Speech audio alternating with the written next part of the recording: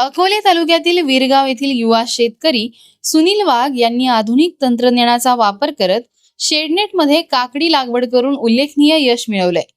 पारंपरिक शेतीला पर्याय म्हणून त्यांनी केलेला हा प्रयोग सध्या परिसरातील शेतकऱ्यांसाठी प्रेरणादायी ठरत आहे।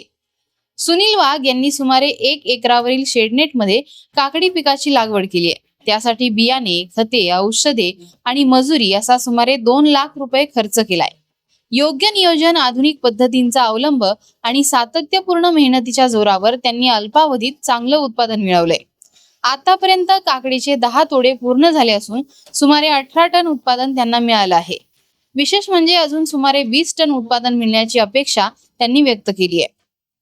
मी रिका डबल प्लस व्हरायटी शेडनेट मध्ये लावली। 19 फेब्रुवारीची लागवड, 5 एप्रिलला चालू झाली। आतापर्यंत 16-17 टन माल गेलाय आणि शेडनेट मध्ये हे प्रकारला परवडतात, ॲव्हरेज भेटतं। सध्या बाजारात काकडीला प्रति किलो सुमारे 17 रुपये दर मिळत असल्याने त्यांनी केलेला सुरुवातीचा खर्च पूर्णपणे वसूल झालाय। पुढील सर्व उत्पादन हे नफा म्हणून मिळणार असल्याने त्यांच्या या प्रयोगाला आर्थिकदृष्ट्याही मोठं यश मिळताना दिसतंय।